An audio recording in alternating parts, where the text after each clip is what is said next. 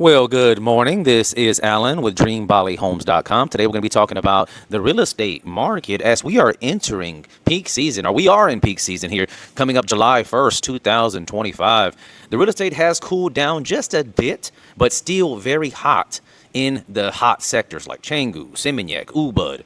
Now, if you bought a property or thinking of buying a property far from the beach or far from the activities, then you might be a little bit of break even or might even lose a little bit of money there because you were trying to save money on a villa but didn't take into accountability the most important aspect of real estate, which is the number one rule: location. I hear it all the time.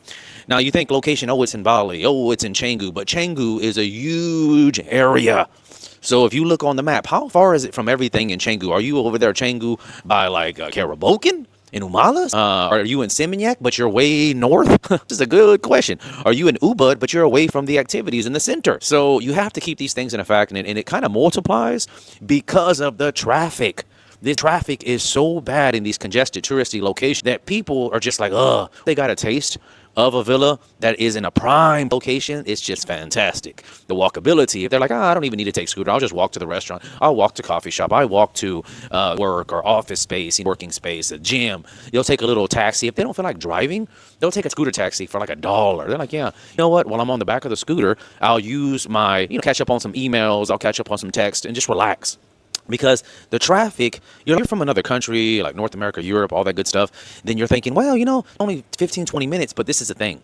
The intensity of a scooter is about multiplied by 3. So if it's a 20-minute drive to the office or coffee shops, restaurants, then that's about an hour mentally, a mental drive, because you have to be sharp and focused, using your brain, and you have to be sleepy or a little tipsy on a motorcycle because you'll die or get hurt or someone else, which is a horrible thing that's been happening lately. Somebody that's off subject, but a foreigner was, on his scooter and he heard a local end up going to jail, and they're trying to figure out how much he's going to pay. It's going to be over $10,000, but that's a whole nother story we'll talk about.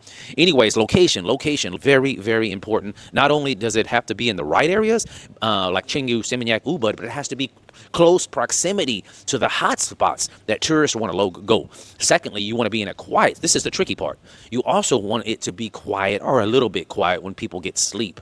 So you don't want to be in a place where they're jamming music and all this good stuff. So it's very important that you visit the location on multiple different days and multiple different times. Also check the church activities or the temple they have here, because if there's a temple nearby, be expecting prayers, and they have their ceremonies that are very loud. They use very loud speakers to all that good stuff, and you got to respect their culture. There's nothing you can do about that. Love them. I love them myself. Anyways, I hope you like these tips. Check me out at DreamBaliHomes.com or comment. I'm always responding here.